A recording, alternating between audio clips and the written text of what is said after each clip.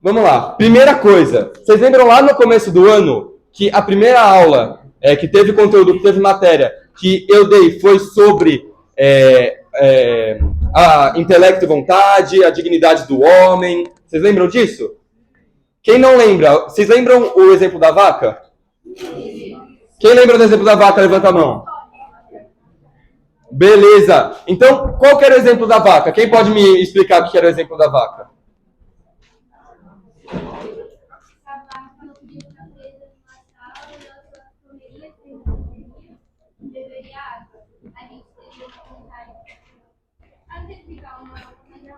Isso. Ó, falando aqui que a vaca, ela só tem necessidades básicas e se ela cumprir essas necessidades, ela tá ok, certo? Se a gente fosse trancado numa sala a vida toda e pedissem pra gente só comer, beber e se reproduzir, a gente estaria feliz? Por que não? Porque nós temos intelecto e vontade. Lembra? As duas palavras muito importantes que eu quero que vocês guardem. Intelecto e vontade. E esse intelecto e essa vontade faz com que a gente seja imagem e semelhança de...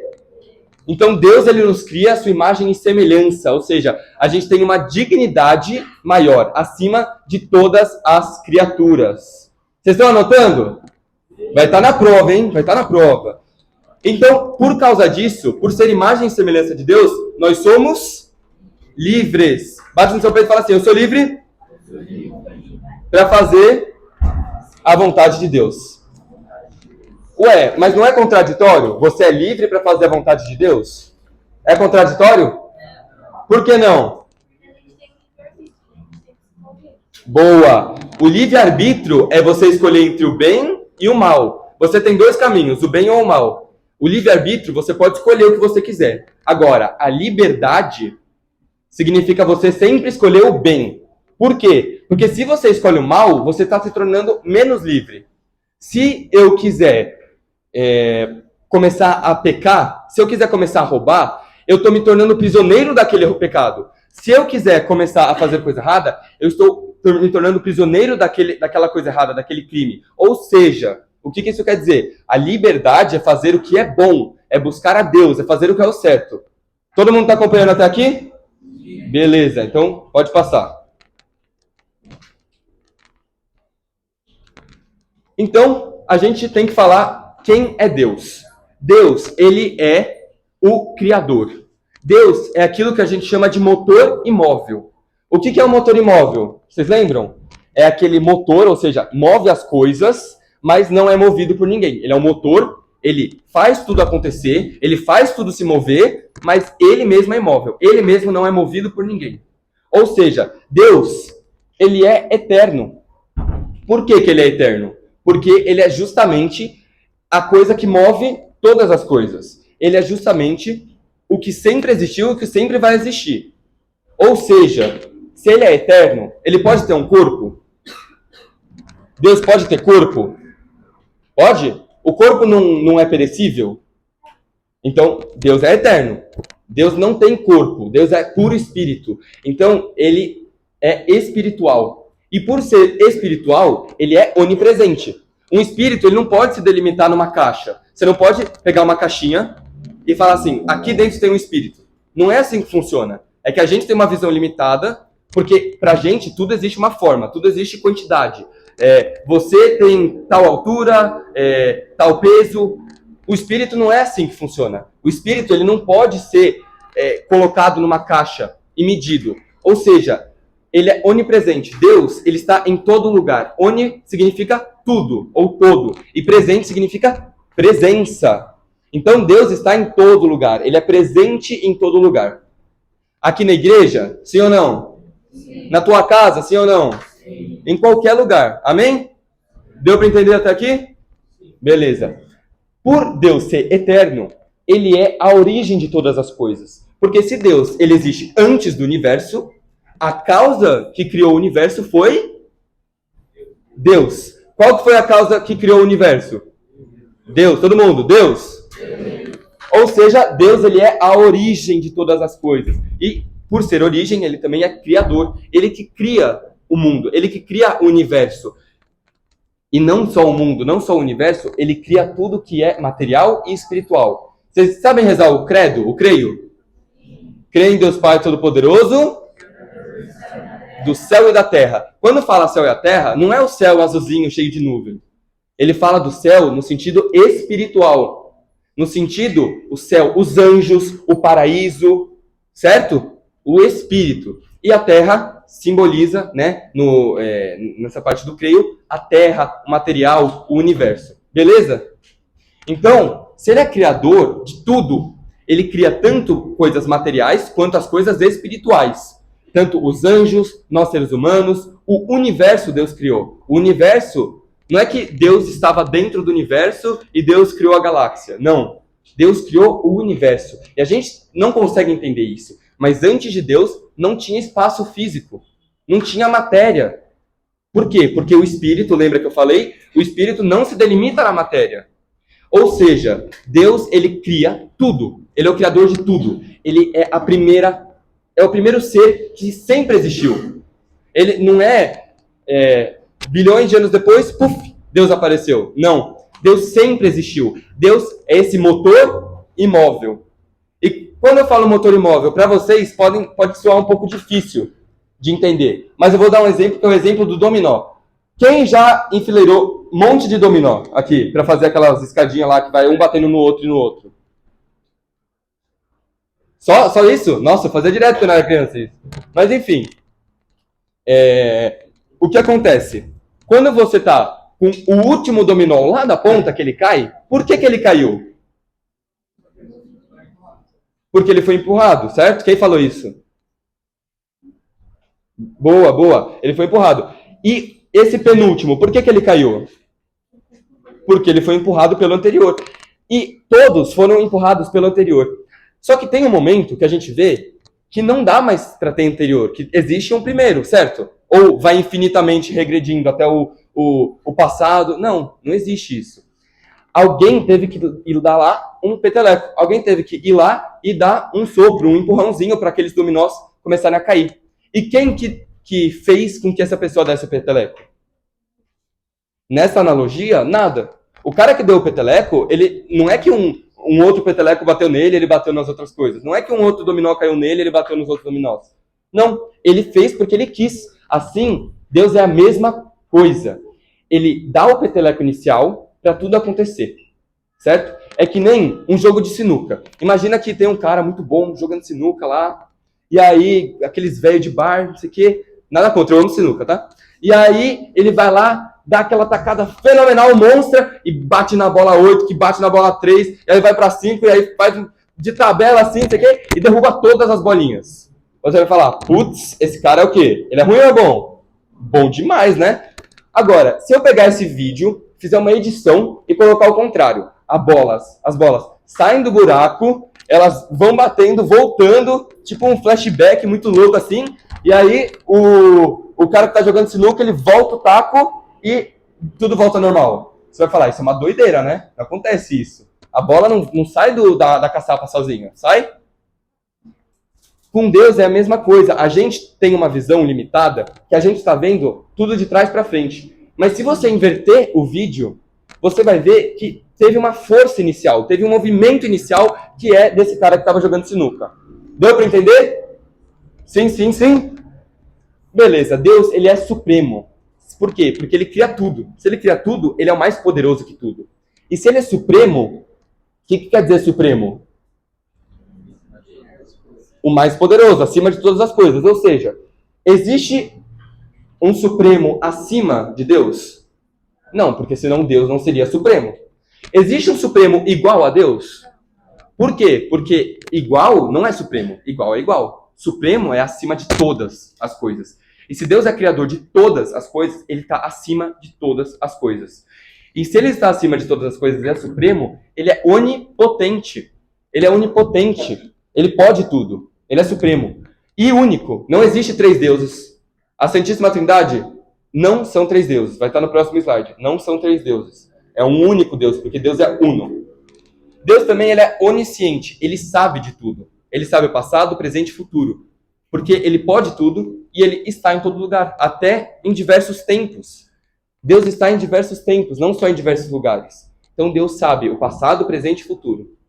Inclusive o que você está pensando agora. Você está falando, nossa, que sono, que saco, não queria estar aqui. Deus está vendo, tá bom? Para concluir e resumir tudo, Deus é perfeito. Deus é o sumo bem e perfeito. E para resumir mais ainda, Deus mesmo fala na Bíblia, no Êxodo, lá para Moisés, ele fala assim, eu sou. Ou seja, Deus é. André, Deus é o quê? Deus é. Ele é. Ele só é. Ele é tudo que de bom, ele é perfeito, ele é. Então, quando você fala Deus é isso, tá? Uma coisa importante de lembrar. Deus, quero que todo mundo leia isso daqui, vai. Deus, ele não é um feeling do universo, sei lá, um pereretimbal, né, como diz o K2. Enfim, ele não é nada disso, ele não é uma energia cósmica, oh meu Deus, ele não é uma força da natureza, não. Deus, ele é um espírito que é relacionável, você consegue se relacionar com Deus. Você consegue se relacionar com a gravidade, que é uma força da natureza? Você consegue se relacionar com Deus? Porque Deus é uma força da natureza, então?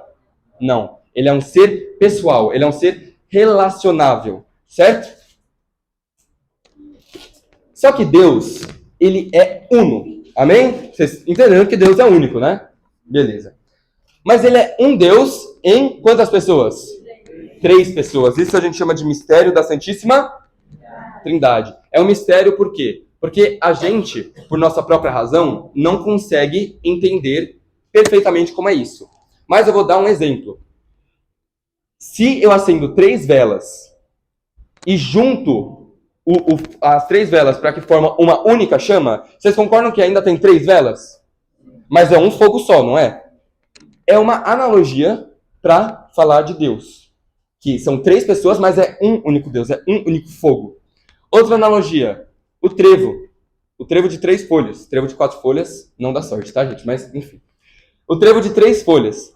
Cada folha é igual. E cada folha, sem ela, não tem um trevo de 3 folhas. Né? Porque 3 menos 1 não é 3, né?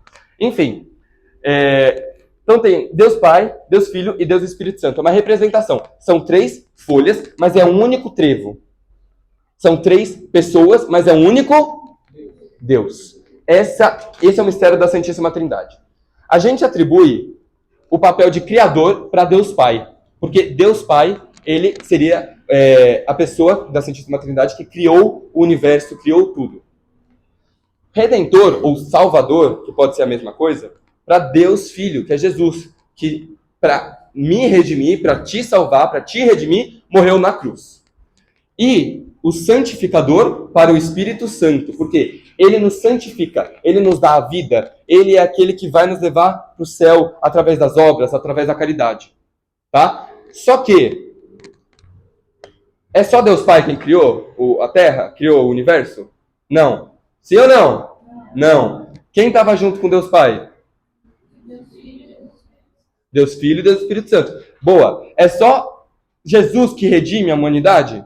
Não. O Pai e o Espírito também. E é só o Espírito que santifica? Não. O Pai e o Filho também. Por quê? Porque eles são um só. Eles são 3 pessoas em um único Deus. Eles sempre agem de maneira de conjunto. Certo? E aqui, por fim, não são 3 personalidades. Deus não é um cara, um velho barbudo que fala assim, não, agora eu me identifico como Jesus. Agora eu me identifico como Espírito Santo. Não existe isso. São 3 pessoas reais, distintas em um único Deus. Dá para entender? Sim, mais ou menos? Lembra? É um mistério. A gente não consegue chegar ao pleno conhecimento disso. Mas vocês sabem que o que é importante saber daqui? Que é um Deus só em 3 pessoas. E isso daqui, o Pai, o Criador, o Filho, o Redentor e o Espírito Santificador, embora os 3 façam os 3 papéis. Beleza? Pode seguir? O que é isso daqui? Quem pode me falar brevemente o que é isso daqui? Adão e Eva. E o que eles fizeram? Mas por que era proibido? Porque Deus proibiu, certo? Deus ele falou assim, você é livre, você pode fazer o que quiser. Ele deu o livre-arbítrio. Ele deu a opção de escolher o bem ou o mal. Mas ele falou o seguinte, só por obediência e respeito e amor a mim, não comam daquele fruto. Só que assim, quando a gente vê essa história, a gente fica, nossa, Deus é muito chato. Por que ele faz um paraíso inteiro e não deixa eles serem felizes? Tadinho do Adão e Eva, né? Né? Não. Por quê? É como se você trocasse um banquete na casa de um rei por uma curiosidade. E aí tu vai lá atrás de sei lá, fala uma fruta aí que vocês gostam. Vocês vão atrás de uma maçã, o fruto proibido não era uma maçã, mas enfim. Vocês vão atrás de uma maçã, e aí vocês vão falar assim, tem o rei me chamando pro banquete? Ah, mas caguei pro rei, vou atrás daquela maçã que tá jogada no chão, podre. É isso, eles desobedeceram porque eles quiseram. Eles obedeceram porque eles não ouviram e não obedeceram a Deus. Então esse chama pecado original. Boa. Pode seguir. E o que acontece com o pecado original? Como o próprio nome diz, ele traz o pecado à humanidade, não é? É isso, não é? Beleza. E aí, Deus, ao longo de todo o Antigo Testamento, que é aquela primeira partezona da Bíblia, ele vai tentar voltar com uma aliança, com uma amizade, com uma união com o seu povo, com os judeus. Então, ele vai falar com Abraão, ele vai falar com Noé, antes, né? Noé, Abraão, ele vai falar com Moisés, vai falar com Isaac e Jacó, que também é antes, enfim, com todos os profetas, ele vai tentar voltar com essa amizade com nós, seres humanos, através de várias formas. E a forma que eles tinham era o sacrifício. O que acontecia? Naquela época, você não, e ainda hoje, né, espero, você não se sacrificava. Porque não faz sentido. O sacrifício, ele é como se fosse um juramento pelo sangue da vítima. Nesse caso, a vítima é o quê? Um cordeiro. A vítima é o quê? Um cordeiro. Boa. Então, naquela época, o que eles faziam? Eu, fulaninho X, eu juro pelo sangue desse animal, pelo sangue dessa vítima, que eu não quero mais pecar. Que eu quero fazer a vontade de Deus. Então, o sacrifício é quase como se fosse um juramento. Só que, o justo seria assim, eu juro pelo meu sangue que eu não vou te trair, Deus, que eu não vou pecar contra vós, Deus. Só que não dá para você jurar pelo seu próprio sangue. Por quê? O juramento, se você descumpre, você tem que pagar. Ou seja, se você pecasse, você teria que morrer. Então não faz sentido isso. Então, a coisa mais preciosa que eles tinham naquela época eram o rebanho que eles tinham. Os cordeiros, os carneiros que eles tinham. Então eles faziam assim. Eu, que sou o sacerdote, que pequei, eu vou atrelar o meu coração ao coração da vítima, ao coração do cordeiro. Eu vou me compadecer. É como se eu estivesse sofrendo no lugar do cordeiro.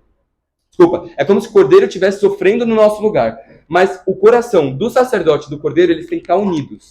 Em que sentido? Que sentido o sacerdote arrependido, ele tem o desejo de se sacrificar. Certo? E aí tinha o perdão dos pecados. Só que, qual que era o problema disso? Quem pode me dizer? Os cordeiros morriam? Isso não é um problema por si só. Por quê? Porque isso é uma coisa feita por Deus. O sacrifício é uma coisa boa, feita por Deus. Mas, o que acontecia? Cada vez que você pecasse, você ia ter que matar um cordeiro novo. Então, toda vez que a humanidade pecava, e pecava muito, né? Ainda peca, toda vez que a gente pisava na bola, a gente tinha que matar um cordeiro. E aí Deus pensou e falou assim, não está funcionando, né? Quer dizer, está funcionando, eles estão recebendo perdão. Mas vamos fazer de uma vez por todas? Vamos agilizar o processo? E aí, o que aconteceu? Ele enviou o seu próprio filho. Ele enviou Jesus aqui na terra para ser esse sacrifício perfeito, para morrer por mim e por você, e pelos seus pecados, e para a sua salvação. O próprio Deus, porque Jesus é Deus, o próprio Deus, ele se fez carne, ele se encarnou, ele veio para a terra para te salvar. Ele deixou toda a glória, todo o poder que ele tinha. Ele deixou tudo de melhor, porque Deus, ele não precisa da criação. Uma novidade. Deus não precisa de mim, não precisa de ninguém, ele não precisa do mundo. Ele é feliz por si só. Deus não precisa de você. Ele te ama muito e demais. E ele te ama tanto a ponto de se entregar na cruz e morrer e dar até a sua última gota por você. Mas ele não precisa de nós. Mas mesmo não precisando, o que Deus faz? Ele manda o seu filho se encarnar. Ele manda o seu filho se humilhar. É como se, voltando ao exemplo do rei, ou melhor, Indo para um mais bizarro ainda, um imperador. Vamos pensar no, sei lá, imperador de Roma, imperador da Macedônia, que eram grandes impérios, ou até mesmo o reinado do príncipe Charles lá na Inglaterra. Imagina um cara assim, top, lá, para não dizer outra coisa, né? Lá no alto da realeza. E aí ele fala o seguinte: não, quer saber? Por livre e espontânea vontade, eu vou me vestir de mendigo e ficar andando que nem cachorro de 4 patas pelas ruas sujas de Londres. Você tá vendo como isso é absurdo? Não faz nenhum sentido. Você nunca vai ver um nobre, um rei, jogado no chão mendigando. Só que é muito pior do que isso. É muito mais discrepante. Por quê? Porque Jesus é Deus, ele não é simplesmente um rei. Ele é Deus que se fez carne. Ele é Deus que se encarnou por você. Ele não tinha nenhum outro motivo a não ser para te salvar. Então vamos lá. Jesus, a segunda pessoa da Santíssima Trindade, que também é o Verbo, ou também Logos, né? Por isso que a gente fala, o Verbo se fez carne, tá? Porque Deus, Jesus, né? Ele é a palavra de Deus, ele é o Verbo de Deus, e ele se encarna. E quando ele se encarna, existe uma coisa chamada união. Todo mundo lê isso daqui. União hipostática. O que é a união hipostática? Boa. A união hipostática é 100%. É quando Jesus, né? Jesus é 100% Deus e 100% homem. Ele não é meio a meio. Ele não é metade Deus, metade homem. Ele não é 100% Deus, 0% homem. Ele é 100% Deus e o que mais? 100% homem. Isso daqui vocês têm que saber, porque tem muitas heresias, são pensamentos contrários à igreja, basicamente, que discordam disso, que falam que ou Jesus não é Deus, ou Jesus não é homem, ou Jesus é um profeta da orão, ou ele é tipo um super-homem, mas Deus não é. Deus, calma lá, não é tanto. E não, Jesus é 100% Deus e 100% homem. Por quê? Porque se Jesus não fosse Deus, ele não poderia se sacrificar por nós. Isso daí vocês têm que entender, assim, e vocês têm que saber, tininho, por quê? Jesus, ele precisa ser Deus, ele precisava ser Deus. Por que ele precisava ser Deus? Por que o sacrifício tinha que ser o sacrifício do próprio Deus? Porque quando a gente peca, quem a gente ofende? A Deus. Guarda essa informação na caixinha 1, tá? Eu vou falar uma ideia, eu vou abrir um exemplo. Se você está lá e você ofende um cara qualquer na rua, você está andando e fala, seu feio, você vai estar ofendendo, é uma coisa errada, sim, mas não vai acontecer nada. Agora, e se você chegar para sua mãe e você falar, mãe, não sei o que, vai. Não vou xingar porque minha mãe tá aqui, né? Quer dizer, se eu não tiver... eu digo... Enfim, se você xingar sua mãe, não concorda que é muito mais grave do que xingar um cara aleatório na rua? Sim, não é? Beleza, todo mundo tá no mesmo passo. Agora, vamos para a caixinha 3. Se você está sendo assaltado e o cara tá com uma arma na frente de você, passa tudo, não sei o que, pá. Aí chega um cara aleatório na rua e na hora que ele vai dar um tiro, o cara aleatório vem e toma um tiro no peito por você. Caraca, esse cara aí é corajoso. E muito obrigado, cara que morreu por mim. Agora, e se for a sua própria mãe que se colocou na frente da bala por você? Não tem um impacto muito maior? Por quê? Porque a dignidade da sua mãe, nesse aspecto subjetivo e pessoal, é maior do que um cara qualquer. Eu não estou falando que o cara qualquer não tem a mesma dignidade. Eu estou falando, para você, a importância da sua mãe é maior. Ou seja, se ela se sacrificar por você, vale muito mais. Logicamente, certo? Então, agora voltando para a caixinha 1. Se a gente ofende a Deus, é uma ofensa infinita, não é? Porque Deus está muito acima da gente. Muito acima da gente. Então, quando a gente peca, nem que seja um mísero pecado, a ofensa para Deus é infinita. E para você sanar, para você curar uma ofensa infinita, você precisa do quê? De um sacrifício infinito. Se eu xingo a minha mãe, eu preciso me sacrificar por ela, não por outra pessoa. Certo? E ela também tem essa importância maior na hora do sacrifício. O que significa que, se a gente ofende a Deus, uma ofensa infinita, para a gente ter o perdão, tem que ser um perdão infinito, um perdão por excelência, por completude. Não sei se eu uso essa palavra, mas enfim, por plenitude. Então, quem deveria se sacrificar? Deus. Só pode ser Deus. É meio difícil? É meio difícil. Eu entendo que é difícil. Mas, basicamente, pensem no seguinte. A gente ofende a Deus. É a maior ofensa. É infinito. Ou seja, para a gente se recuperar e se voltar, a gente precisa também de um sacrifício infinito. E quem é o sacrifício infinito e perfeito? Jesus. Pessoal, aí do fundo. Beleza, né? Parou. Valeu. Então, isso é o que a gente chama de mérito e satisfação. Só Deus podia se sacrificar para nos salvar. Então, por isso que Deus vem e tem a redenção, que é a paixão, morte e ressurreição. Todo mundo aqui sabe da paixão, morte e ressurreição, certo? Isso daqui é a coisa mais importante da nossa fé, da história da humanidade, do universo inteiro. Por quê? Porque é nesse momento que toda a história converge, seja do passado, do presente ou do futuro.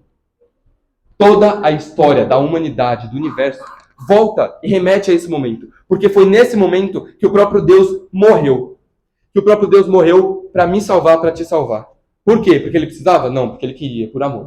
Mesmo a gente pecando mais vezes, mesmo a gente cuspindo na cara dele, mesmo a gente traindo ele, negando Jesus, ele quis, mesmo sabendo que a gente ia continuar sendo pecadores e miseráveis e falhos, ele quis, de uma vez por todas, nos salvar. Então agora não precisa mais de sacrifício de cordeiro. Por quê? Porque o próprio Jesus, desde a sua agonia no Horto das Oliveiras, quando ele suou sangue, passando pelo julgamento, que inclusive foi solto Barrabás, que era um criminoso, passando pela flagelação, ele foi coroado de espinhos, ele teve que levar a cruz pesada, subindo um monte, e foi crucificado lá. Ele sofreu tudo isso por você. Mas mesmo assim, ele ressuscitou por você.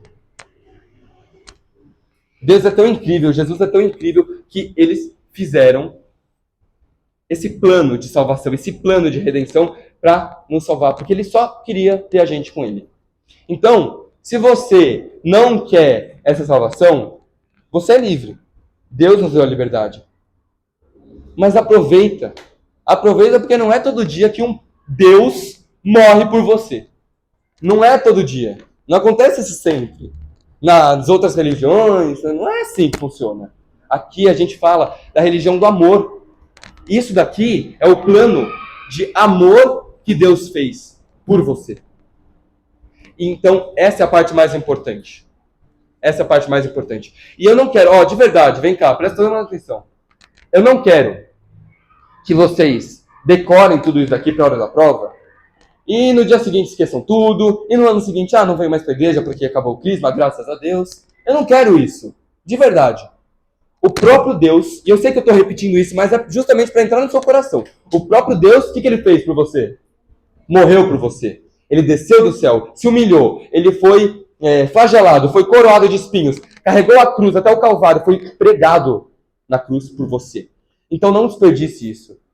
Não vai cumprir tabela, crismei, pronto, beleza, agora tô livre para cair na gandaia, para fazer o que eu quiser. Não faz isso, pelo amor de Deus. E é pro bem de vocês que eu tô falando isso. É pro bem de vocês. Se vocês não estão afim, faz um esforço para estarem afim. Abre o coração para Deus agir. Se vocês até agora não estão indo na missa, não foram tocados nem pelo retiro, nem, enfim, pelas aulas, dá mais uma chance para Deus. Sempre vai dando chance para Deus. Porque é muito fácil a gente desistir. Mas Deus não desiste da gente. Deus, ele não quer nunca desistir de vocês. Então, lembrem-se disso. Lembra que Deus morreu por você, para te salvar, porque ele te ama. Não porque ele precisa. Porque nós, desculpa a palavra, somos um pedaço de cocô. A gente é um bosta. A gente não é nada. Mas Deus, ele quer a gente. Não que ele precise. A gente precisa dele. Ele não precisa de nós. E por que ele, mesmo não precisando de nós, muitas vezes nos quer mais do que a gente que precisa dele? A gente precisa de Deus. Ele é o centro da nossa vida, ele é o Criador Supremo, ele é o próprio Deus. Ele é, lembra? Deus é, ele é. A gente precisa dele, a gente necessita muito, muito dele. A nossa vida não tem nenhum sentido sem ele. E por que tantas e tantas e tantas vezes a gente simplesmente desliga esse modo religião da cabeça, desliga esse modo fé da cabeça? Fala, hoje eu não vou pra missa, hoje eu não vou pro crisma, hoje eu não quero servir o altar, hoje não dá, hoje isso, hoje aquilo, não sei o que, né? Por que você está adiando isso? Por que você não vê a grandiosidade desse momento e se entrega? Então, fica a reflexão. Não quero que vocês decorem isso para a prova e depois esqueçam. De verdade. Por isso que eu pedi para anotar no caderno. Quem está anotando aí?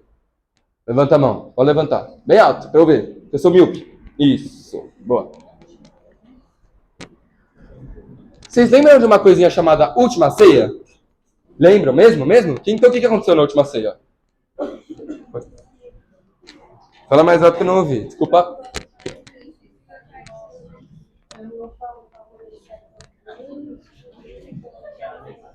Boa.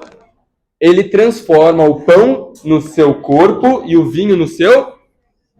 Beleza. Volta um, na verdade, por favor. Isso. Aqui tem uma imagem muito bonita. Eu acho uma das imagens mais bonitas. Silêncio, por favor. Tem uma das imagens que eu acho mais bonitas. Por quê? Porque mostra Jesus, o Cristo crucificado, e a hóstia consagrada aqui do lado. Para representar nessa imagem que dentro, na substância, o ser da Eucaristia é o próprio Cristo. Pode passar. Então vamos lá. Jesus, na última ceia, ele instituiu a Eucaristia. Ele chamou os apóstolos, que eram os amigos mais próximos dele. Falou o seguinte: agora, sempre, todo dia e todo domingo, né, principalmente, vocês vão celebrar a minha paixão, morte e ressurreição. Ele antecipou o plano de salvação, o plano de redenção, para que seus apóstolos pudessem entender como funciona uma missa. E a missa nada mais é do que a atualização da paixão, morte e ressurreição. Se alguém te perguntar, e vai estar na prova, tá? O que é a Santa Missa? O que você vai responder? Vixe, tá fraco demais. Vai, todo mundo. Atualização do quê? Atualização. Atualização significa tornar atual, tornar presente, certo? Ou seja, a missa não é uma lembrança. Você não está lembrando da paixão, morte e ressurreição. Você não está refazendo, você não está renovando. Ou seja, não é nem 8, nem 80. Não é nem eu estou matando Jesus de novo, ele vai sangrar até a morte. Mas também não é a missa é uma representação, é um símbolozinho, e tá tudo bem. Não é isso. É a atualização. Ele torna o momento do Calvário, ele torna o momento da paixão, morte e ressurreição de Jesus presente no dia de hoje. Isso que significa atualização, tá? E Jesus, ele vai transformar o corpo, o pão no seu corpo e o vinho no seu sangue. Isso a gente chama de transubstanciação. Transubstanciação significa mudança de substância. É diferente de transformação, porque transformação você muda a forma. A transubstanciação você muda a substância, né? Como o próprio nome diz, substanciação. Então, a substância, a essência, o centro daquilo, o que aquilo é, o que aquela hóstia. Todo mundo sabe o que é a hóstia, né? Por favor, espero que vocês saibam. Aquele pão que o padre levanta, que o padre consagra, deixa de ser pão. Por quê? Porque na sua substância se torna o corpo de Cristo, verdadeiramente e realmente. Porque não é uma simples lembrança, uma representação qualquer do corpo de Cristo e beleza, é alegria. Não é isso. É alegria. Mas não é só uma representação, não é só beleza. E eu lembro que Jesus morreu por mim, mas fazer o quê, né? Ele não está mais aqui, não está mais presente. Não é assim, gente. Acorda. A gente está falando o ano inteiro para vocês, no retiro vocês viram isso. A transubstanciação muda a substância. Aquilo não é mais pão. Aquilo se torna o corpo de Cristo. Aquilo não é mais vinho. Aquilo se torna o sangue de Cristo. Os acidentes podem continuar iguais. Os acidentes são a parte exterior. Então, você olha, você vê que é um pão. Você come, você sente o gosto de pão. Você cheira, é pão. Você toca, é pão. Os acidentes, o exterior, continua sendo pão.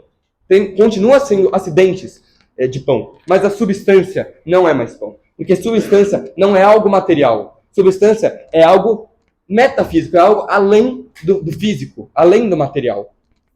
Então, por mais que a gente não acredite tanto, presta atenção aqui, gente, por favor.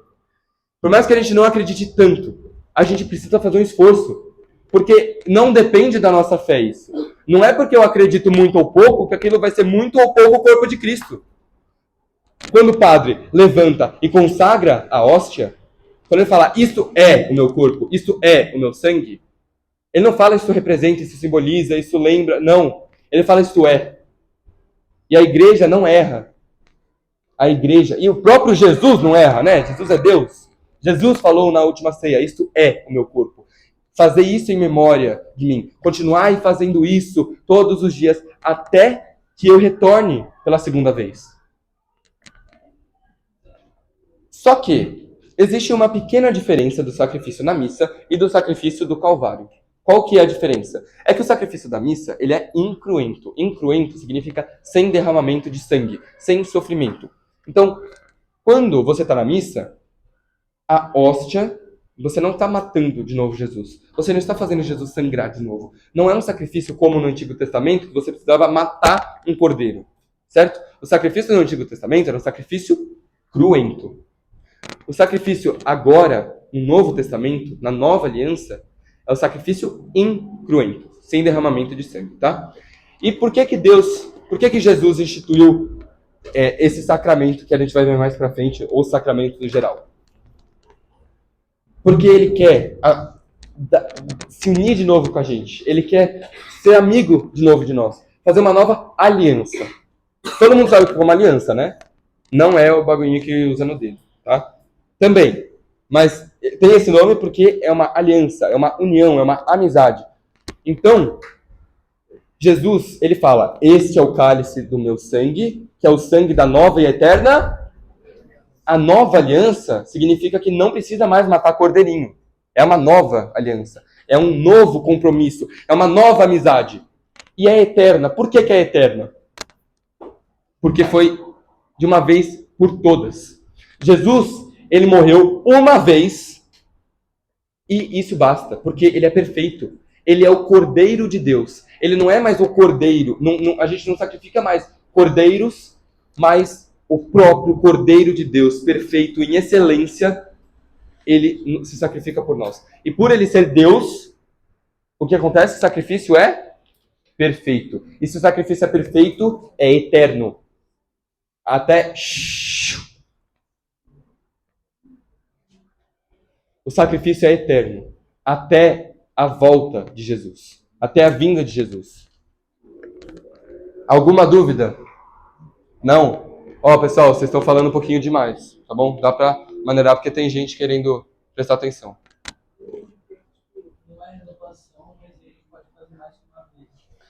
Por quê? A pergunta foi muito boa. Por que não é uma renovação? Porque quando você renova, você faz de novo, certo?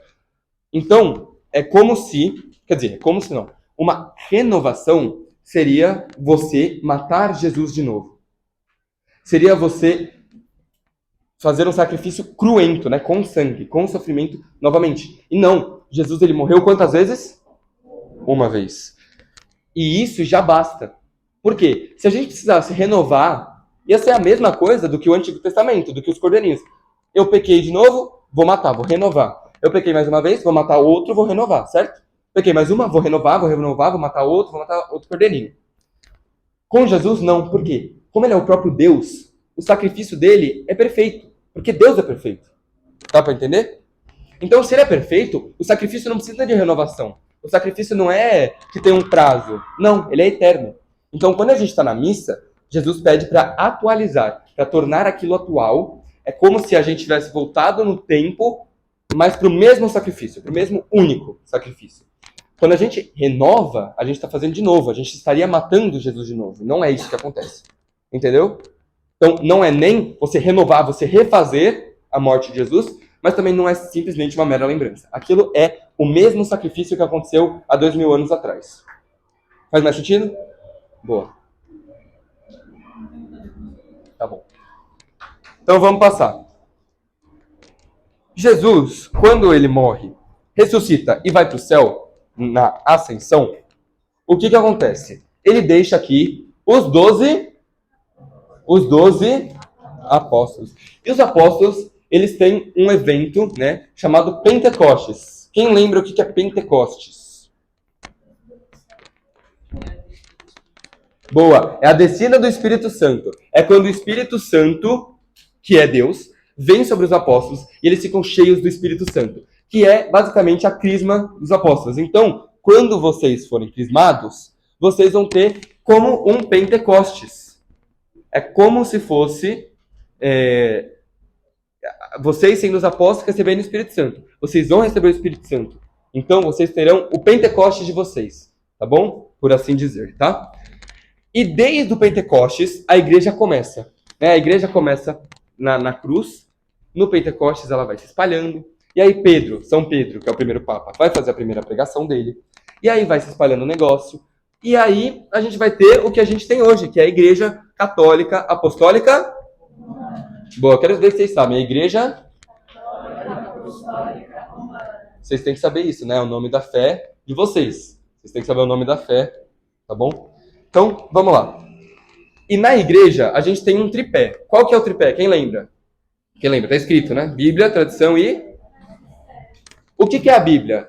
A Bíblia nada mais é, para simplificar, uma tradição escrita. Tá? Por quê? Porque a Bíblia não caiu do céu. A Bíblia não foi um raio que escreveu a Bíblia. Não. A Bíblia foram homens, seres humanos, que foram escrevendo e bibliografando o que estava acontecendo. Ou seja, é uma tradição? Sim. Só que é uma tradição escrita. A tradição que a gente só fala tradição é uma tradição oral. Então, nós temos duas coisas, a tradição escrita e a tradição oral. A tradição escrita é a Bíblia, tá? E a tradição oral é o que vai passando de geração em geração, e de bispo para bispo, de padre para padre, e assim vai, certo? Tanto a Bíblia quanto a tradição e o magistério, eles têm a mesma importância. Por quê? O que é o magistério? Só deixa eu explicar antes. O magistério são os bispos, é o clero, os bispos, basicamente, que vão interpretar tanto a tradição escrita quanto a tradição oral. Eles vão fazer essa ponte, certo? Basicamente, bem simplificado. É isso. Tá dando para entender? Tá dando para entender mesmo? A pergunta foi, por que a Bíblia é uma tradição escrita, né? Basicamente, a gente não fala tradição escrita, mas é para deixar na mente de vocês. Por quê? Porque tem muitos protestantes, evangélicos, enfim, que falam que só tem a Bíblia, né? Que a tradição é coisa enfim, balela e não importa, né? Mas, por que eu falo para vocês que a Bíblia é uma tradição escrita? Porque, para não ter uma impressão de que a Bíblia está maior do que a tradição. Por quê? A Bíblia, como eu já falei, ela não foi escrita do nada. Não caiu do céu, com zíper e tudo, né? O padre Paulo Ricardo fala, sua Bíblia não caiu do céu com zíper e tudo. O que acontece? Os apóstolos, os discípulos, os que estavam convivendo com Jesus, eles ouviam coisas, eles recebiam a tradição oral e escreviam. Ou seja, a Bíblia é uma tradição também, só que escrita. Eles passaram a escrever. Ela não é que sempre existiu a Bíblia do jeito que está.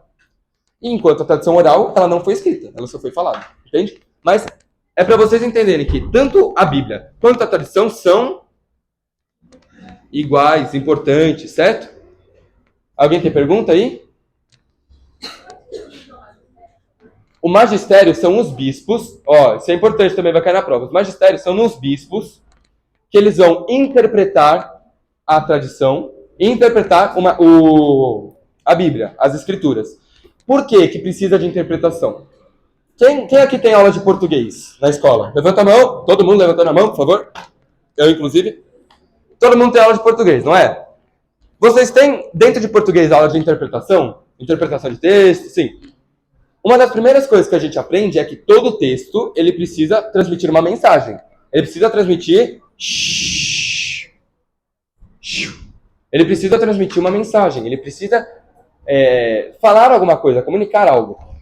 E toda comunicação é entendida pelo quê? Por uma interpretação, certo? Ou seja, sempre que você tem um texto, você precisa, bem ou mal, interpretar de algum jeito. Não tem como você ler um texto e não interpretar de nenhum jeito. Só que o que acontece? Eu tenho um modo de pensar, então a minha interpretação vai ser uma. O pessoal do fundo tem um jeito de pensar, então eles vão ter uma interpretação diferente. Você tem um outro jeito de pensar, então vai ter uma outra interpretação. Só que você concorda que ter várias interpretações não ajuda. Porque qual que é a certa? Se tem várias. Então, o magistério, que são esses bispos, agora indo para sua pergunta, o magistério, eles vão interpretar. Eles que vão falar o que aquele texto está querendo dizer. Para não ter discussão, para não ter difusão de ideias. Beleza? Além da Bíblia, tradição e magistério, a igreja, ela tem 4 nomes, vamos dizer, né? Quais são eles? A igreja é una, santa, católica e apostólica. Tá? O que quer dizer? Quais são essas qualidades? O que são esses atributos da igreja? Primeiro, a igreja é una. O que significa a igreja ser una? Significa que, ela tem unidade. Se ela tem unidade, e isso é uma das coisas que eu acho mais bonito na igreja, não importa se você bate palma na missa ou não.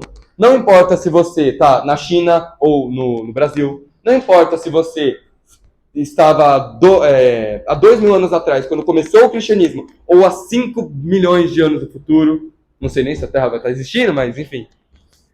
Não importa. A igreja é una. Ela é una, ela é única, ela é centrada na figura do Papa. O Papa, sendo líder da igreja, é aquele cara, é simplesmente o cara que vai governar a igreja, mas não do jeito que ele quer, do jeito que Deus manda. Então, isso significa que a igreja inteira, ela obedece o Papa. E a igreja inteira, ela é una. Tem sempre os mesmos ritos. Se você, não importa em que lugar, em que missa, em que igreja tu for, você vai ver que sempre começa com o sinal da cruz, depois tem o ato penitencial, o glória, o oremos, e assim vai, até a consagração, as leituras, consagração, a homilia, tudo na ordem, certo? Por quê? Porque ela é una. Não existe vários cultos, não, é una, certo? Por que ela é católica? Não, santa. Por que ela é santa? Porque é o próprio corpo místico de Cristo. O que quer dizer ser corpo místico de Cristo? Quer dizer que tudo que Jesus fez, nós, por sermos cristãos, ou seja, imitarmos a Cristo, né? Cristão vem de Cristo, a gente deve imitar. Então, se Jesus ele sofreu, nós iremos sofrer. Se Jesus morreu, nós iremos morrer. Mas se Jesus ressuscitou, nós iremos ressuscitar também. Se Deus quiser, quando a gente estiver no paraíso. Então, nós, sendo partes da igreja, e no conjunto de nós todos, de todos os cristãos, devemos imitar a Cristo, Cristo é a cabeça. Porque a cabeça é que lidera. A cabeça fala, eu vou para lá, então eu vou. A cabeça fala, eu vou para cá, então eu vou para cá. Agora, o corpo, ele obedece. O corpo, ele faz junto o que a cabeça está fazendo, certo? Vocês já viram alguém, só a cabeça andando sozinha ou só o corpo andando sozinho? Não. Fora filme de terror, né? Quem não vai. Enfim. Se ela é santa e tem esse corpo místico, o corpo místico de Jesus é santo. Por quê? Porque Jesus é perfeito. Se Jesus é perfeito, a igreja é perfeita. Os indivíduos da igreja, eles são falhos. Os indivíduos da igreja, eles são pecadores. Eu sou pecador, você é pecador, certo? Mas a igreja, no conjunto, ela é santa. Beleza? Vocês têm pergunta?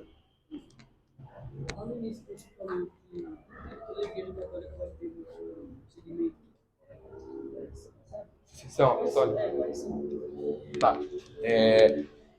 A gente já vai falar mais pra frente aqui no Apostólico, tá bom? Então, vamos continuar rapidinho, só para não perder muito tempo. A igreja é santa porque ela não peca, a igreja não erra, a igreja é infalível. O Papa é infalível. Os dogmas, o que são dogmas mesmo? Vocês têm que saber. Verdades incontestáveis de fé. São coisas que a gente não pode discutir. Os dogmas são infalíveis. A igreja é santa, ela não erra. A igreja católica, por quê? Porque católico significa universal. Então, é para todas as pessoas. Não importa de onde você é, da época que você é, da etnia, do sexo que você é, não importa. A Igreja Católica, é para todo mundo, é para todas as pessoas. E por fim, apostólica. Esse é o mais fácil, né, gente? Por que ela é apostólica? Porque vem dos apóstolos, isso. E como que vem dos apóstolos? É o que a gente chama de sucessão apostólica, anota aí, deixa grifado. Sucessão apostólica. O que é? É quando quem são os primeiros bispos? São os apóstolos. Quando os primeiros bispos, os apóstolos, eles vão lá e vão ordenar novos bispos. E esses novos bispos vão ordenar mais bispos e vão mais bispos. Isso dá uma sucessão. Por isso que é o nome, sucessão dos apóstolos, sucessão apostólica. Então, o bispo daqui da diocese, certo? O bispo, o cara, ele é um apóstolo. É um apóstolo de tabela. Por quê? Porque ele foi recebendo, ele é um bispo. E se é um bispo, ele tem a sucessão apostólica. E a sucessão apostólica é o que mantém a nossa igreja. Porque imagina, a gente não tem bispo. Sem bispo, não tem padre. Sem padre, não tem sacramento. Sem sacramento, não tem eucaristia. Sem eucaristia, pra que vir pra missa, né? Ou seja, os apóstolos fundaram, eles basearam, eles são a base da nossa fé. Por isso que quando Jesus chega para Pedro e fala, Pedro, você é a rocha, você é a pedra. E sobre esta pedra, que é você, eu vou edificar a minha igreja. Eu vou construir minha igreja. A igreja é de Jesus. A igreja é dele. Ele que manda. Mas foi em cima dos apóstolos, em especial de Pedro, porque Pedro é o primeiro papa. Certo? E o Papa, ele não deixa de ser um bispo, tá? Ou seja, ele é um apóstolo também. Por fim, a gente vai falar de Persona Christi. Vocês tiveram isso aqui muito recente, Persona Christi. Vai, o que é? Vocês têm que saber, gente, por favor. Boa! O padre, no meio da missa, ele se torna Cristo. Ele é usado como instrumento de Deus. Mas não só durante a missa, tá? Em todos os sacramentos. Ó, aqui, no batismo, tem um padre batizando uma criança. É Jesus batizando. Na Eucaristia, é Jesus consagrando. Na confissão, é Jesus absolvendo. Na ordenação, é Jesus que está ordenando. Jesus, ele age por meio do padre. Ou seja, na igreja, os padres e os bispos, eles agem nos sacramentos, enquanto celebram os sacramentos, em pessoa de Cristo. Em persona Christi. Vocês têm que saber Persona Christi também, beleza? Agora, nós vamos falar... Quem tiver dúvida, anota, tá? Porque a gente precisa correr um pouquinho. Nós vamos falar sobre Maria e os santos. Primeiro, peraí. Quem for sair, você que vai sair, que vai pro banheiro, fica rapidinho. Os dogmas de Maria são 4. Vocês têm que saber isso, assim. Saber pra vida inteira. Primeiro, maternidade divina. Maria é mãe de quem? De Deus. Ela é mãe de Jesus. E Jesus é Deus, logo Maria é mãe de Deus. Virgindade perpétua. Maria sempre foi virgem. Ela nunca teve relações sexuais nem com São José, nem com ninguém. Mesmo com o nascimento de Jesus, mesmo durante o nascimento de Jesus e mesmo depois do nascimento de Jesus. Terceiro, Imaculada Conceição. Maria, não é que ela só nasceu sem pecado. Ela foi Conceição significa foi concebida. Ou seja, desde que o pai de Maria e a mãe de Maria tiveram a relação sexual e foi fecundado o ovócito da mãe dela, de Santana, Maria já estava sem pecado. Ela foi preservada do pecado por Deus. Certo? E por último, pode ler, gente. Assunção. Que é que Maria vai para o céu, ela é levada para o céu de corpo e alma. Boa. Quem estiver aqui no banheiro, pode ir no banheiro. Agora já. Mas anotem isso daqui vocês precisam saber, tá bom? São só esses 4 dogmas marianos. Não é muito, mas isso daqui não é muito em quantidade, mas em qualidade. É tanta coisa profunda que vem disso. Então, vou destrinchar um pouquinho melhor, tá? Para não ficar muito por cima. Maternidade divina. Principalmente os protestantes, eles falam o quê? Maria não é mãe de Deus, Maria é só mãe de Jesus. Mas Maria é sim mãe de Deus. Tanto pela Bíblia, porque o próprio arcanjo que estava lá no céu, que é um anjo, Gabriel, ele vem para a terra e ele sauda Maria literalmente com a saudação feita ao imperador, ou seja, para o rei de todos, que é Ave Maria. mas também ele fala cheia de graça. E uma coisa interessante é que no grego, ele não fala somente cheia de graça. Isso foi uma tradução, não ruim, porque, tipo, não posso falar que a tradução é ruim, mas é uma tradução que não capta tudo que o arcanjo falou. Gabriel, ele fala o que para Maria? Plena. Ela é tipo, quase transbordando de graça. Ela é assim, totalmente encoberta e inundada na graça de Deus. Ou seja, isso mostra, e além dela ser mãe de Jesus, e Jesus é Deus, logo ela é mãe de Deus, que ela é mãe de Deus. Uma coisa que muita gente confunde. Ela é mãe de Deus Pai? Ela é mãe de Deus como a Trindade. Não foi ela que gerou Deus Pai, certo? Mas, como Jesus é Deus, ela é mãe de Deus. Beleza? Virgindade perpétua. Eu acho que aqui não precisa muito explicar. Ela nunca teve relações. E mesmo assim ela conseguiu engravidar pela ação do Espírito Santo. Imaculada Conceição. Ela não tem pecado original. Nós nascemos com pecado original, certo? Ela não tem pecado mortal. Nós temos, não temos? Ela não tem pecado venial. A gente tem, não tem? Temos. Ela não tem concupiscência. Concupiscência é uma tendência, uma inclinação para o pecado. Ela não tem essa desordem interior causada pelo pecado. Então, se você tem esses, enfim, coisas de identidade, transtorno, tipo, o que eu estou fazendo na minha vida, não sei o quê, que é normal da gente ter, Maria não tinha isso. Maria, ela não tinha essa desordem pelo pecado, causada pelo pecado. Tá? Agora, falando dos graus de culto. Nós temos quantos graus de culto? Eita, vai. Mais um pouquinho, força mais um pouquinho. 4 mesmo? Um pouquinho menos. Não é 3, não. Isso, é 2. Aqui eu destrinchei, mas vamos lá. A gente tem a latria, e temos a dulia.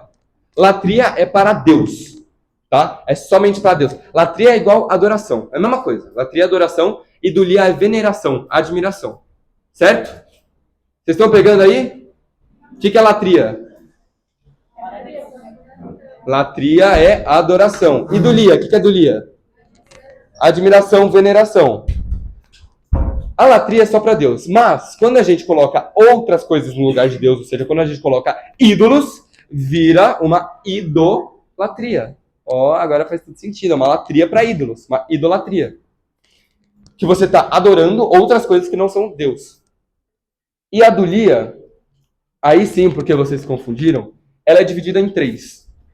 Na hiperdulia, lembra? Hiper, super, é grande. Então é super, é hiper. A hiperdulia é para Maria, que é a maior de todas as santas. Gente, Maria está acima até dos anjos.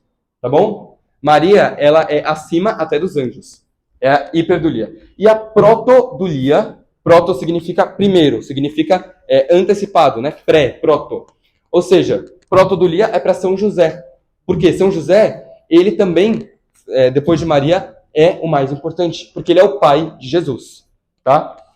E a própria dulia, que é para ir todos os santos e todos os anjos. Que aí você pode colocar Santa Teresinha, Carla Curti, São Felipe Neri, que inclusive vai ser o tema do JC, então toma esse gancho. Quem vai fazer o JC? Levanta a mão. Quem vai servir no JC? Levanta a mão. Boa, guys. Então assim, a dulia é para todos os outros santos. A protodulia é para quem? São José. A hiperdulia é para quem? Ilatria? Boa. Por último, nesse slide, vamos falar de intercessão. O que é intercessão? A intercessão nada mais é do que um pedido que você faz para um santo para que ele reze para Deus. Eu já dei esse exemplo, mas... vou voltar com o exemplo do rei, né? Esse exemplo de rei é muito bom, né? Falar, Deus é rei, então vamos colocar um exemplo de rei. Imagina que você é um camponês, pobre, humilde, você está trabalhando duro, só que você só consegue um pouco de cenoura na sua colheita, e você fala assim, o rei é tão bom, eu vou dar uma cenourinha para ele, porque, né, ele é bom para mim, eu vou tentar com que eu possa agradar ele. E aí você vai lá, só que se você entregar uma cenoura pro rei, cheia de raiz e de folha e de terra, ele vai gostar? Vai, mas vai gostar pouco. Agora, se você chegar para a mãe do rei ou para a rainha e falar assim, rainha, sabe o que é? É que eu queria agradar o rei, mas eu não consigo porque eu sou pequeno, eu sou pobre. Então faz o seguinte, tenta dar uma mágica e faz alguma coisa para que o rei goste da minha oferta, da minha cenourinha. E aí, aquela cenourinha, sabe, do supermercado, pequenininha assim, que você, só o palitinho, não dá nem pra matar a fome aquilo. Pois é, tipo essa. Aí, a rainha chega, beleza, eu vou ver o que eu posso fazer, né? Ela prepara uma bandeja de ouro, coloca um monte de outros frutos, frutas, legumes, faz uma bandeja assim, aquela fruteira que dá água na boca, sabe? Nossa, coisa boa. Aí ela vai lá, entrega pro rei, toca um violino lá pro rei, pra ele ficar satisfeito, manda os servos limparem o chão do palácio, faz um monte de coisa. Aí fala assim, então, essa aqui é a oferta do André, que só tinha uma cenourinha pra te dar. E aí, o que vai acontecer? O rei vai ficar muito mais feliz do que eu simplesmente, toma uma cenoura que eu ganhei aqui. Não é assim que funciona. Então a intercessão é você pedir para quem está mais próximo do rei, ou seja, para quem está mais próximo de Deus, para aceitar a sua oferta. A gente está no céu ainda? Não. Espero que todo mundo esteja, certo? Espero de verdade. Mas não estamos ainda. Então, a gente pode rezar sozinho para Deus? Pode. Até pode. Mas eu, André, eu não prefiro arriscar. Eu prefiro falar o seguinte: para que eu vou ter o orgulho de rezar sozinho para Deus se eu posso pedir a intercessão e posso pedir ajuda para os santos, para Maria? Para quê? Não faz sentido, certo? Uma coisa, a gente não precisa venerar nenhum santo. A igreja não nos obriga a venerar nenhum santo, nenhum. A não ser Maria, porque Maria é hiperdulia, já não é mais dulia. Então, todo católico tem que venerar Maria. Senão, ele deixa de ser católico, tá? Então, é o que eu falei. Pode não pedir intercessão? Pode. Eu aconselho? Não aconselho. Por quê? Se os santos foram pecadores e passaram por essa terra, beleza que eles estão lá no céu, amigo de Deus, juntinho, carne e unha. Mas se eles já são pecadores e estão no céu, imagina eu que nem cheguei no céu. Não faz sentido.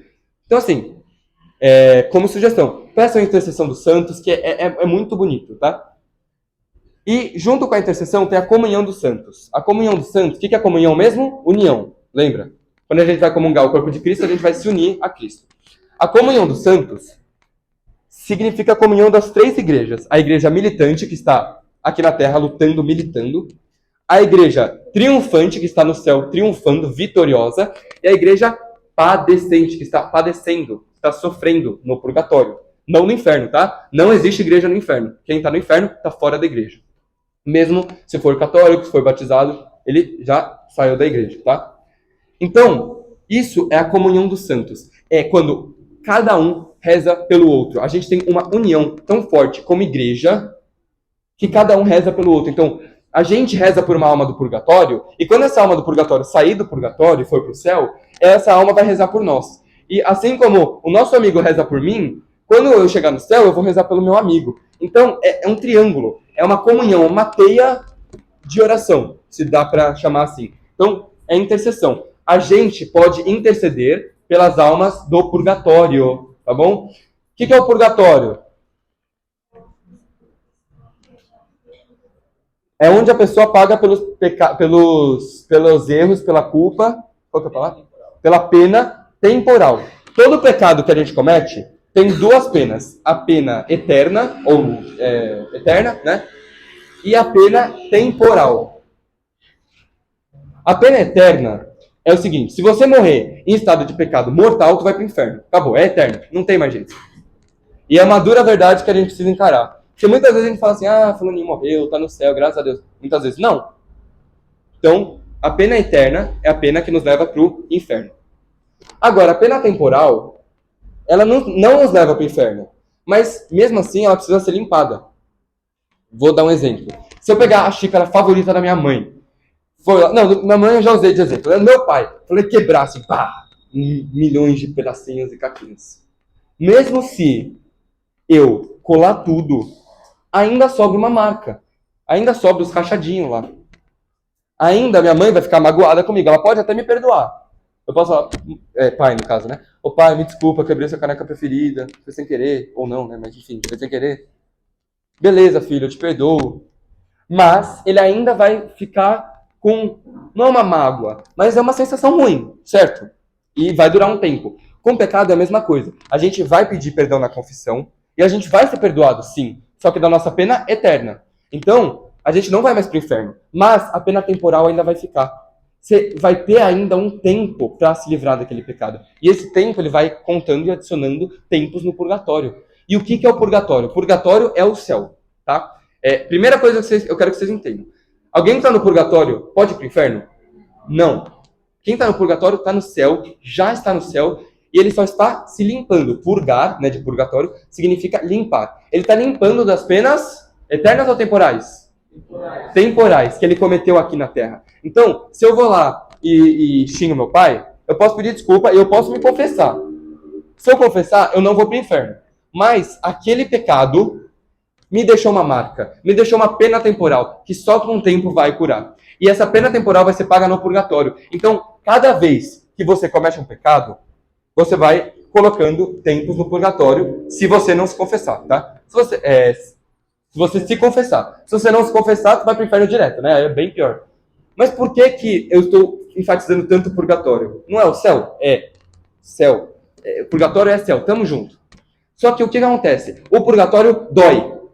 Dói muito passar no purgatório.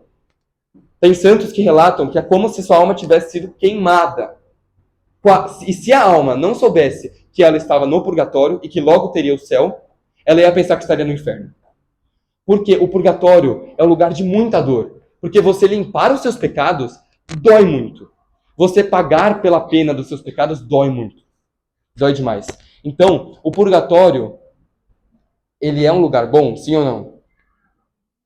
Claro que sim, gente, é o céu. Você tem a garantia que está no céu. Você está no purgatório, você vai para o céu direto. Só que o que eu quero que vocês entendam? O purgatório dói.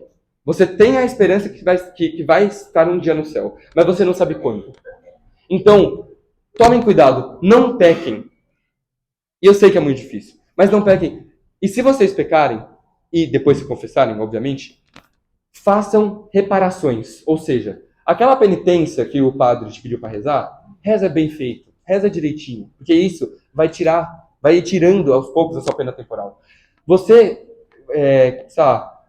penitência, um jejum que você vai falar, putz, eu vou ficar sem comer o jantar. Ou uma abstinência, eu vou tirar o doce da minha semana. Todas as penitências, eu vou rezar 1 hora por dia. Tudo que você faz de penitência vai tirando os seus pecados, a sua pena temporal. Beleza? Vocês entenderam? Por fim, temos o sacramento.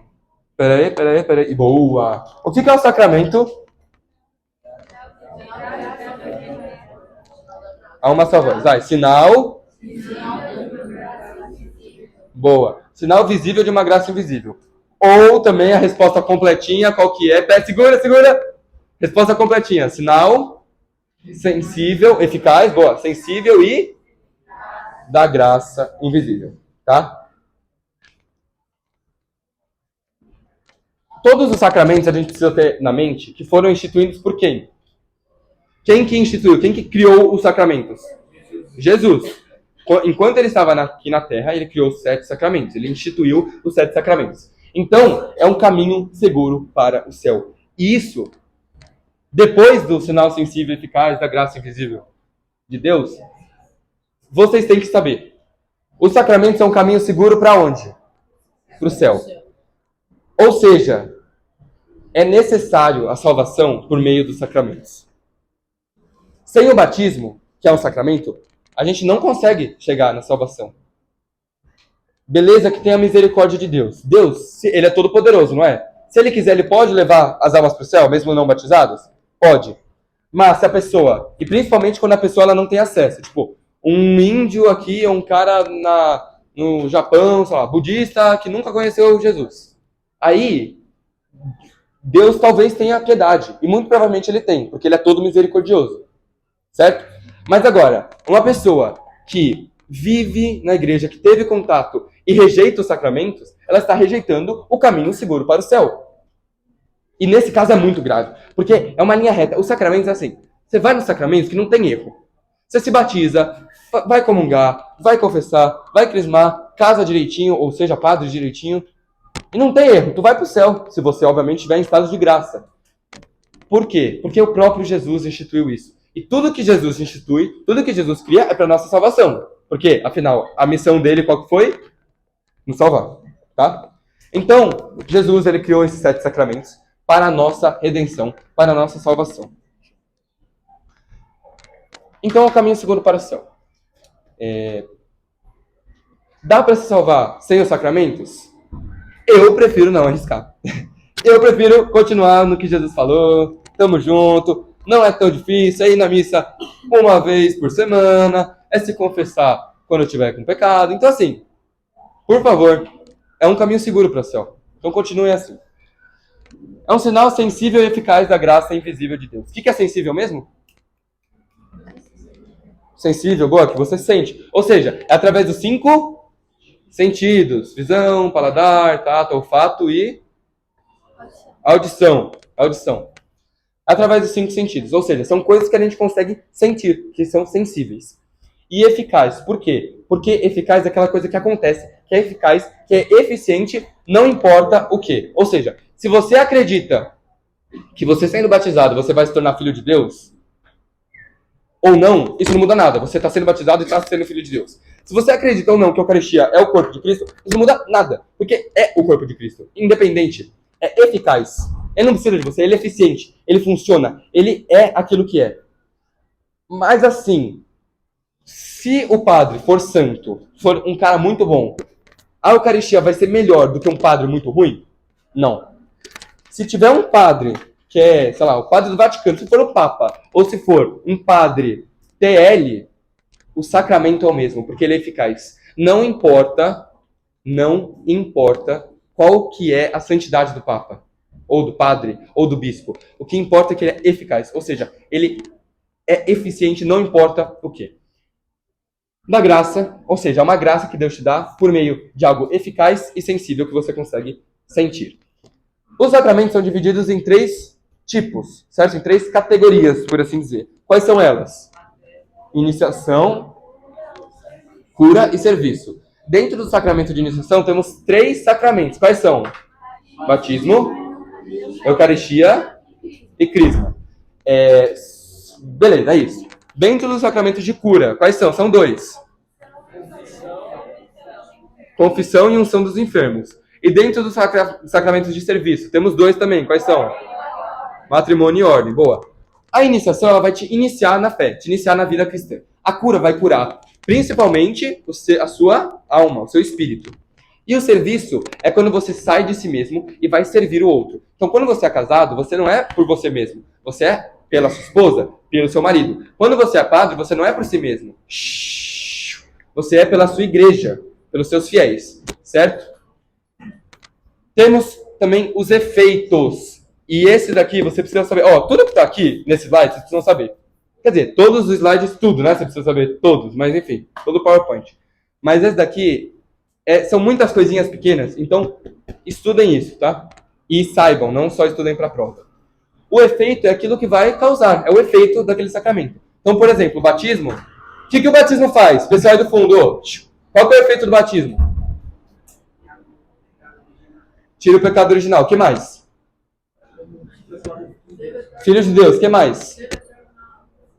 Um selo eterno na alma. Boa. Caráter indelével. O que mais? Oi? Perdoa os pecados. Isso. E entre outras coisas, tá? Tem bastante efeito. Os sacramentos têm 3 pés, que são matéria, ministro e fórmula. A matéria é a parte sensível. É aquilo que realmente você vai ver, tocar, sentir. O ministro é o que vai celebrar o sacramento. E a fórmula são as palavras, tá? Depois eu vou falar um por um, rapidão. Caráter indelével. O que significa quando um sacramento imprime caráter ou tem caráter indelével? Boa, eu ouvi algumas coisas. Eu ouvi aqui que marca um selo na alma. Eu ouvi aqui que pode só ser feito uma vez. Isso. O sacramento que tem caráter indelével, ele marca a sua alma. Ele vai lá e coloca o ferro quente na tua alma. E marca para sempre. E você não pode tirar aquilo. Por mais que você queira. Então, se você é batizado, mesmo se você for para o inferno, você vai ser filho de Deus ainda. E olha que vergonha, um filho de Deus ir para o inferno. Né? Olha que vergonha um membro da igreja de Cristo, que é santa, ser pecador e ir para o inferno. A gente tem que tomar muito cuidado com o que a gente está, enfim, fazendo, né? Pecando, enfim, fazendo de bom. Pode passar. Agora eu vou falar rapidamente de todos os sacramentos. Primeiro sacramento, batismo. Qual que é a matéria do batismo? Qual que é o ministro do batismo? Boa. Qual que é a fórmula do batismo? Essa você tem que saber, tá? Isso. Eu te batizo em nome do Pai, joga um pouquinho de água. E do Filho, joga um pouquinho, e do Espírito Santo. Não é em nome do Pai, em nome do Filho, em nome do Espírito Santo. Porque é o nome de um só Deus, não de 3 deuses. Beleza? E quais são os efeitos? Vocês falaram alguns. Torna filho de Deus, membros da igreja, perdoa os pecados originais e os cometidos, tem o caráter indelével, tem a tripla missão de sacerdote, profeta e rei, nos dá as virtudes teologais. Então tem várias coisas, tá bom? Próximo. Primeira comunhão é esse. Esse é o que vocês estão fazendo aqui. Crisma, descida do Espírito Santo. Crisma, qual que é a matéria? Qual que é o ministro? Bispo, padre não pode, tá bom? Bispo. E quais são as palavras? Receba por esse sinal o Espírito Santo, dom de Deus. Blá, blá, blá, blá, blá, blá. Beleza. Quais são os efeitos? Esse vocês têm que saber, senão eu vou dar dica. Maturidade. Confirmação do batismo. Bora, gente, vocês estão fazendo crisma. Vocês estão aqui por quê, gente? Para receber isso daqui, né? Quais são os efeitos? Ó, maturidade na fé. Anota. Maturidade na fé. 2. Nos torna soldados de Cristo. Ou seja, nós devemos espalhar o evangelho, pregar. Assim como os apóstolos em Pentecostes estavam com medo, eles foram pregar, eles foram espalhar a palavra, vocês com o Crisma vão ter que espalhar a palavra. Na escola, para os amigos, para uma pessoa sequer. Mas é um efeito. 3. Plenitude do Espírito Santo. Beleza? Os dons do Espírito Santo, os carismas, os frutos. Então, tudo isso de efeito. Qual que é o próximo? Eucaristia. Só uma coisa, não está errado, mas muita gente, inclusive eu, me confundia. Pensava que o sacramento era só a primeira comunhão. Não. Toda vez que tem uma missa e que o padre consagra a hóstia, é um sacramento. Ou seja, não é só a primeira comunhão. Toda missa tem a Eucaristia. Certo? Então, esse sacramento não é da primeira comunhão, é da Eucaristia. Dá para entender quando se fala primeira comunhão? Dá, mas Eucaristia é o nome. Qual que é a matéria? São 2. Pão e vinho, boa. Qual que é o ministro? Isso. Ó, só uma dica. Todos esses podem ser bispo, tá? Por quê? Porque lembra, os bispos são sucessores dos apóstolos, ou seja, eles são os mais importantes. Então, vai ser eles, tá? Todos eles vão ter. Ministro, padre ou bispo. E fórmula.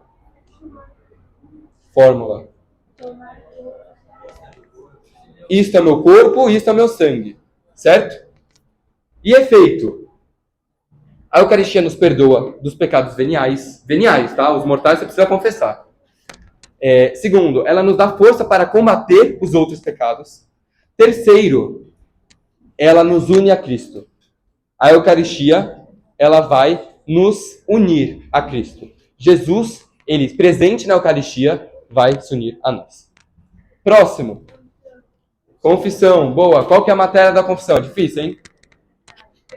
São os pecados, é a sua acusação. É o que você vai falar para o padre, é o que tu vai fazer, certo? Qual que é o ministro? Ou bispo, boa. Qual que é a fórmula? Boa. E qual que é o efeito?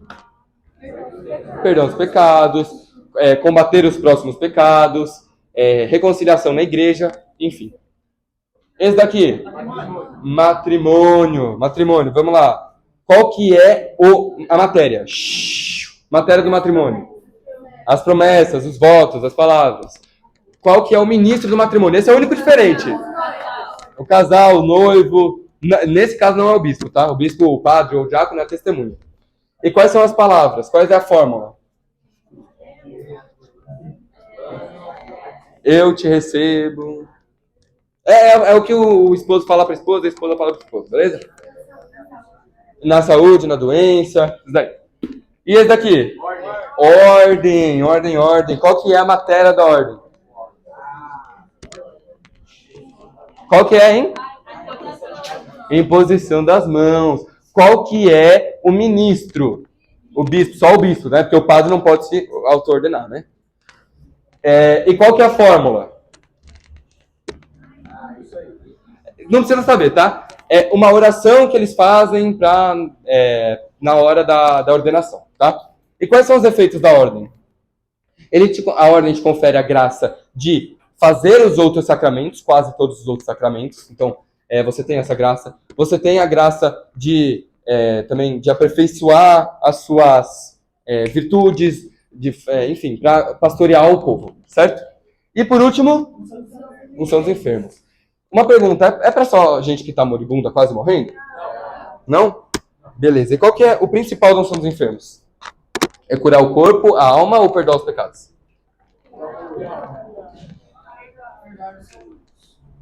Gente, a unção dos enfermos, o efeito principal são os três, mas o principal é a cura da alma. Por quê?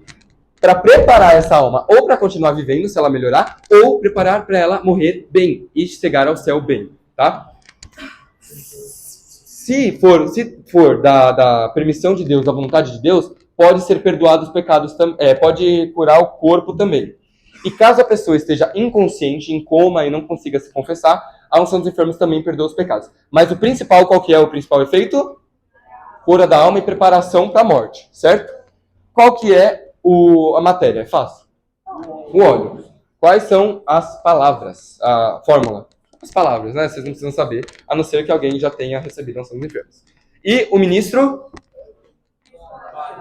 Padre ou bispo, certo?